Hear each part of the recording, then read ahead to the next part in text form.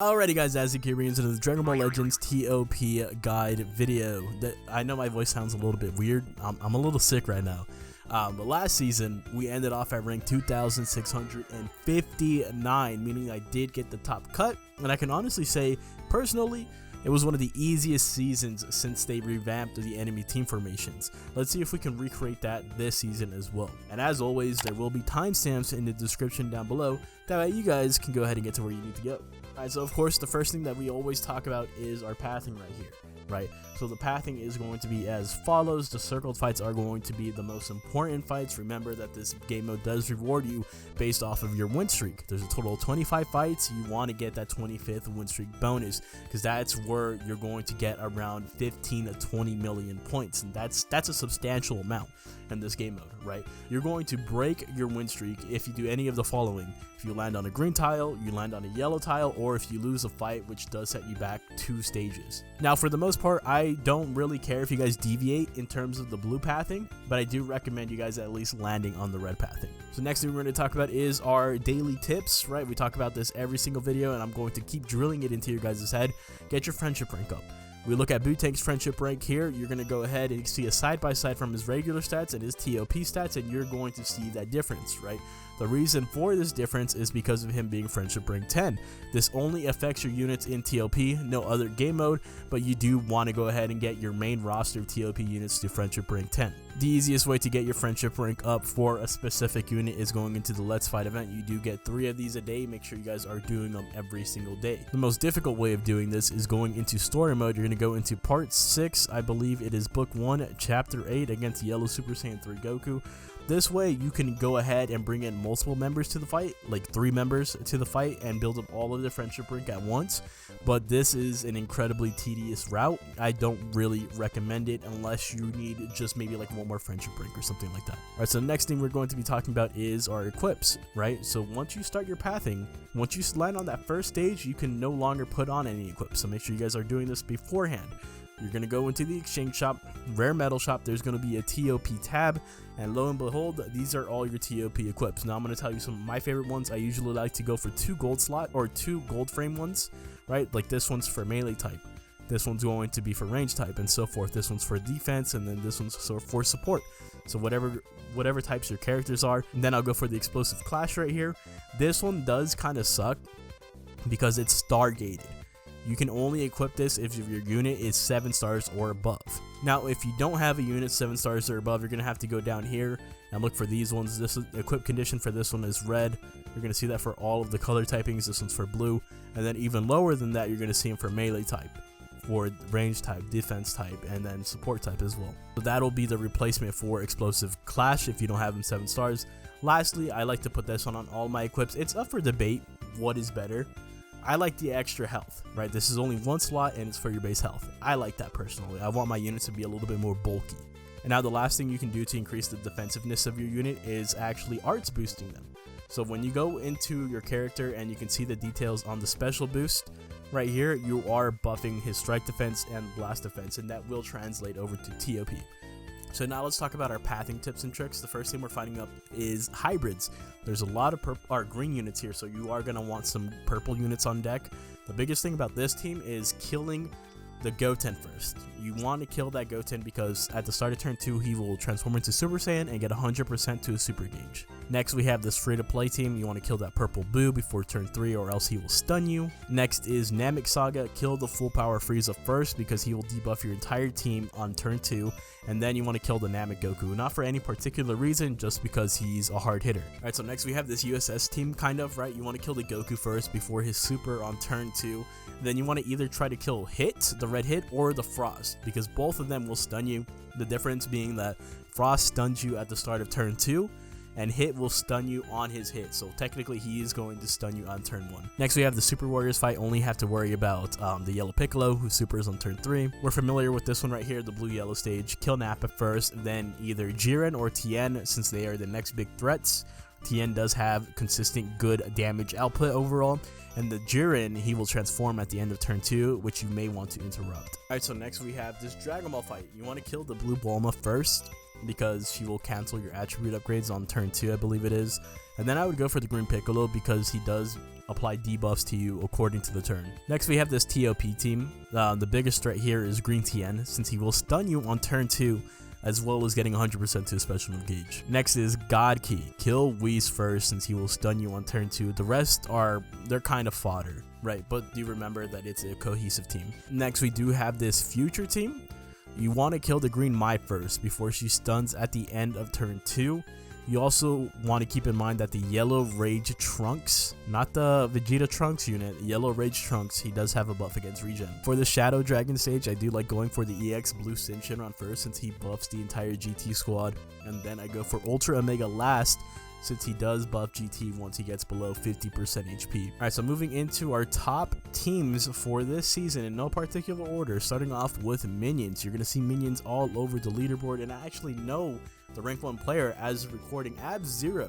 He's rocking the Minion squad with the Yajirobe and the Cell Jr., he still counts as a Minion character, right? But anyways, there's a couple units here I do want to talk about. Blue Cyberman, that is your bread and butter for DPS because he gets 30% to special move gauge per turn, right? Not per fight, per turn. So he's going to be super attacking every fight. Sometimes he'll super attack 2 times. Next, we do have this yellow Cyberman right here. He is the healer for the Tag Minion Saga. For the tag minions, at the end of the 3rd turn, he restores their health by 4%. He also has a cover change, but it is HP gated. And then next, I do like this purple Cyberman. I used to sleep on him a lot, but I definitely see his worth and his value now. He does debuff the entire enemy squad, right? All enemies plus 15% to damage received. And he has a good range of support, giving 5% to damage inflicted for those range. And so I have 2 setups to show, one of which includes Zaha, to go ahead and get these double heals right here, right? Because he has an indiscriminate heal. Doesn't matter what tag you are, it's just as long as you're an ally in range, you restore health by 1%, and that's every turn. So a total of 4% for those 3 or 4 allies, because he also heals himself, right? Plus a 10% to damage inflicted. That might be the safer option. Plus, shout out to Battle More. I know both. He's ranked 2. It's literally number 1 and number 2 right here.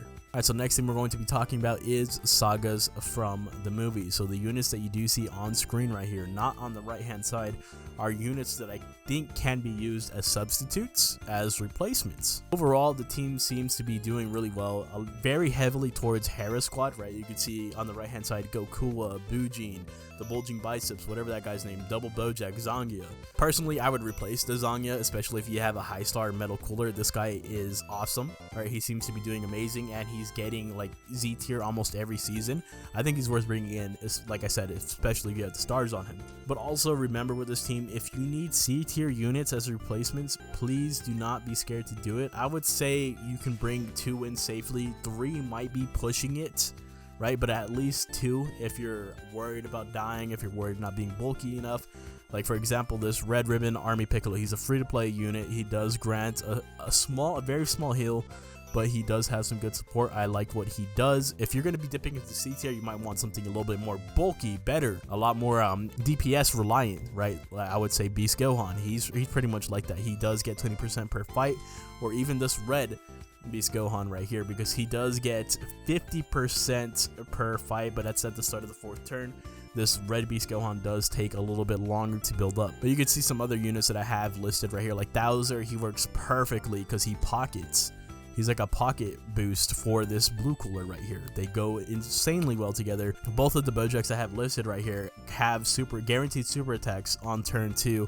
And then this yellow Goku right here, I like him because he is a healer for the tag. I think he's pretty popular for the tag overall. And if you want safer options for Sagas in the movies, I think he's a good bet. So next we're going to be talking about GT. There's a lot to say about this team, how good they continue to be, but the gist of it is that there is a ton of support and a lot of damage mitigation with Ice Shinron, Nova Shinron, Super 17, and even the Super Saiyan 3 Kid Goku if you wanted to bring him in, right? Like, he's not necessarily mitigating an attack, but I mean he is, because at the start of the 1st turn you inflict the enemy with can't attack, right? And you're also getting 50% to your own special move gauge. You have other units on here that can easily get shoved on here or replaced, you know what I mean? Like, for example, if you don't have that Majub, or if you don't have that Super Baby 2, that both of them are red, you can bring in this guy right here, because he gets 50% to special move gauge at the start of the 1st turn, so he's super attacking every fight, or every other fight, right? That's pretty solid. I know a lot of people are really into this guy right here. He does some really good damage. He's able to restore his own health on a special move arts hit, and once he does hit that special move arts, you inflict all enemies with strong poison for 2 turns. Personally, any single time I'm bringing in GT or regeneration, I'm bringing this guy in right here. Super Baby 2, he is my MVP. That is my GOAT, right? I would, if I had to make a tier list, I would always put Super Baby 2 at the top of that tier list because of his insane heals for GT or regeneration. At the end of turn, every turn, he restores health by 3%. He also gives damage inflicted. Like, what more can you ask for? And so next we have Super Warriors. So I feel like this is one of the more difficult team to use, but the main synergy behind this team does come from this blue TN, because he has consistent damage. He has really good damage actually, and he's able to heal himself and get special move gauge build up. I think he's extremely solid.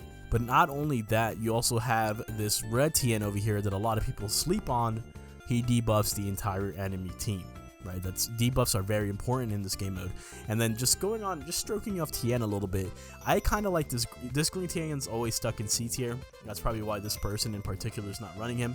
But this one right here, he has the Solar Flare ability. So not only is he stunning an enemy at the start of second turn, but he's also getting 100% to his special move gauge every single fight. It's really good DPS there. And speaking of Solar Flare, if you want to swap out the purple Krillin for Zenkai Krillin, this guy also has access to the Solar Flare. So you're going to have damage mitigation here, and you're going to have heals with this Piccolo. I hate this Piccolo. I'm going to be real honest with you guys. He always sucks for me. In terms of, well, he has really bad damage, really bad defenses, but the healing is, I guess, worth it, especially for a team like this, and he is Z tier. I think that's why we're seeing a lot of this team in the leaderboard as well. Alright, so now, as for a bonus team, let's talk about androids. You guys already know, I'm going to shout out the boy Andy Aid Gaming for androids. I'm not sure if this will be his exact setup, but this is a top 100 team right now, especially for the season, right? Yellow Cell, he has heals, man. Like, this is all I want from the Yellow Piccolo. I want him to do something like this, right? At the start of the third turn, ally tag android restores health by 3%. He has all this good stuff right here. Like, you don't even need to alter much from that really crappy EX Yellow Piccolo. Just give him the Zenkai stats and stuff like that. Maybe another extra ability that makes him a little bit more bulky. Either more bulky or does more damage, right? You also have Red 18 heals, so you have double heals here, right? She also has debuffs, which is a massive W, but the heals that she gives is at the end of each turn. It does not matter what tag they are. I think that's you're running androids, so it doesn't really matter here, but if you're using Hunter on oddball teams, that's going to be important, right? You restore health by 3% every single turn, as well as giving 15% to damage inflicted. The red Super 13, he has a guaranteed super attack at the start of the third turn, so you do have the DPS right there. The only replacement I would make here, at the cost of points, would be this Super 17. Right, because this guy does have the damage mitigation. I do like that. On his ultimate, he is able to inflict Cat's attack. And then I do really enjoy the defensive capabilities of Zenkai 16, since he does have a cover change that is not health gated. You can see it's going to be in either the bottom left diagonal or the bottom right. Where he's positioned right now, he would be cover changing solely for that red 18. And you can replace the backup units at your discretion, right? Those backup units, they are Z tier. Those are Z tier backup units, and that's what I'm pretty sure that's the main reason why they're there in the first place. But like, if you wanted to go into like C tier, pick up the tag droids, even MVP 17, something like that, I don't think that's necessarily wrong of you, right? You just have to know it's going to be at the cost of points. And so for the final team we're going to be taking a look at is regeneration, right? Our main squeeze right here. So let's go ahead and take it from the top, add Z tier. So we actually have some options right here. I want to bring in this guy so bad. I think we're going to pump some Z power into him, and we're going to try it out. We got to be careful with him, right? He does have his own heal. We're going to have to keep him by Super Baby 2 regardless. He does get the 20% special move gauge every time this character defeats an enemy. He gets 20% to special move damage on using the special move, and at the start of the fourth turn, he gets 30% to special move gauge. So it's almost 50%, right? You're almost getting 50% a fight as long as he's killing someone. I just need to try him. I just need to get a feel for him. And then, of course, we have our purple cell in here. I like this guy a lot. The debuffs, I said those debuffs are important. And then moving on to S tier right here, we have a couple pickups. We're going to be using this baby Vegeta. He does have debuffs for all the entire enemy team. I like that. we're going to be using this guy since he is S tier. We are familiar with him. We do have his friendship rank up. That's always a good plus for us right there, right? And then as for our red unit, this is where it's kind of hard to say. I want to try out this guy. I've heard some of you say that he sucks, but I want to see for myself. We're going to try him out. If he sucks, then at the end of the season, okay, he sucks. We'll put him in the vault. We'll never bring him out again. The main reason why it's going to be rough with him is because he's a melee type, right? We don't usually rock with melee types on this team. I do advise if you have this Piccolo Jr. at a higher star level, bring him instead because he's the same tier and he's just going to mesh better with the team overall. Now in A tier, we are picking up a second purple unit. There are some fights where we're encountering multiple green units, more than 2. So I do want to have 2 purples at my disposal right here. And Janemba is going to be our guy right there. As for B tier, we do have Bootangs, the GOAT, guaranteed super attack, enough said about him. And then C tier, we do have our Super Baby 2, who is our designated healer. If you need any replacements for this team, let me know in the comment section down below. That way I can answer, or someone else in the community may answer for you. So now let's talk about new characters, right? First, we'll go with UI Goku, whom I did not pull, unfortunately. His key restore speed sucks. That kind of makes me happy. Like, if he sucks in ToP, that kind of makes me a little bit happy, right? 2,384. It's a little bit on the lower side. He does have the ultimate and the blue card. At the start of the battle, he gets 60% to damage inflicted, 20% to damage reduction, plus 70% to key recovery. Okay, he's going to be good. Plus 70%, that kind of fixes it right there, right? At the start of the turn, according to number of allies remaining, 6 allies, you get 10%, 5 allies plus 20%, 4 allies or less plus 20%. I mean, that's something to look for. That's something you have to watch out for when he's the enemy, right? If you're using him, you're always going to have 6 allies, is what I feel like at least. And at the end of the turn, when health is 65% or below, you activate your green card. Your green card gets you health restoration by 2%. You upgrade your special move arts. See, again, it's like, why does he have to be below 65% HP? Like, that's a lot. That's a lot, right? You're missing 35% of your HP already. I don't like that. Before receiving a strike or blast arts, you evade it. That's going to be annoying again. After activating your evade action, you restore health by 1%, 25% to damage inflicted, plus 30 to key recovery, and 15% to special move gauge. And before receiving a special move, awaken or ultimate arts attack, minus 15% to your own damage received, and 100% to your own special move gauge. That's insane. And then you inflict all enemies with attribute downgrade plus 10% to damage received. This effect will occur even if an ally performs a cover change. And first hit on strike or blast arts hit, 100% chance to follow up. Okay. So he gets the guaranteed follow up right there. I mean, this is cool on paper, right? That he gets 100% to his own special move gauge, but you're not going to get. There's no guarantee that he's going to get hit by the super attack, right? That's very RNG dependent. Let's take a look at the ultra ability lastly. So start of the battle, allies 5% to ultimate damage inflicted. Start of the battle per ally tag universe rep, 5% to damage inflicted, 5% to key recovery, or plus 5 to key recovery. And on special move or ultimate arts activation, 15% to special move damage inflicted, and 15% to ultimate damage inflicted. I don't think he's that good for ToP. I think he's going to be a very annoying enemy to fight against, but I do not think he's going to be that crazy on your own team right here. So next unit, we'll talk about the free-to-play beerus, who I have yet to farm. Right, so full stats, his key restore speed is cracked, dude. 2,800. That's gonna be 2,900 at friendship rank 10. That's insane. He does have the regular blue card right here. First ability, 50% to damage inflicted, 20% to blast damage inflicted, 15% to damage reduction, 10% to key recovery. He did not need that. I can tell you right now, he did not need that. On attack, 10% to damage inflicted for 1 turn, 5% to blast damage, and another 10 to key recovery. Okay, I guess. At the start of the second turn, 50% to damage inflicted by allies in range. That's a good range too. Do you guys see that? Inflicts enemy with attribute downgrade plus 10% damage received for 2 turns. Inflicts enemy with attribute downgrade minus 10 to key recovery for 2 turns. And at the start of the third turn, multi-target. So I'm assuming it's this range right here, right? Yep. Restores health of allies in range by 1%. Cancels attribute downgrades of allies in range. Inflicts all enemies with attribute downgrade plus 10% to damage received. Inflicts all enemies with attribute downgrade minus 10 to key recovery. Another unit that we're going to have to watch out for when we go up against him, right? This is going to be a unit we have to kill before turn 3. 100% easy. But he looks pretty solid. I don't think he's a broken support unit because it takes so long for him to build up, but he's pretty damn good. All right, and so for the final unit we are going to be talking about is Ape Vegeta, since he just got the Zenkai. I think we've been forgetting to go over the Zenkai units right here, right? So key restore speed 2438, not bad because it can go up to 2500 and above, right? Because the friendship rank, special move, and then he has the ultimate. On hit, target is blue, 30% of damage inflicted. On receiving an attack, enemy is Saiyan or Sun family, minus 10% of damage. That's pretty good, right? There's a lot of Sun family units, a lot of Saiyan units. 90% to damage inflicted, minus 20% to damage received. And then at the end of the first turn, you activate special action, 50% to special move gauge rate. That's good. It's alright. Inflicts enemy with attribute downgrade, minus 30% to damage inflicted. Inflicts enemy with attribute downgrade plus 10% to damage received. After receiving a strike or blast arts, restore health by 2%. Activates 2 times for a total of 4%.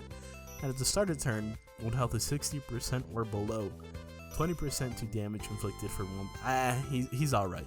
He's nothing to write home to about, right? Like he's nothing, like he's not insane or anything like that. He's just alright. Alright, and that's gonna go ahead and wrap it up for today's video. Hopefully you guys did enjoy. If you have any questions, comments, or concerns related to ToP, let me know in the comment section down below. Thank you guys so much for watching, and I'll see you guys in the next one.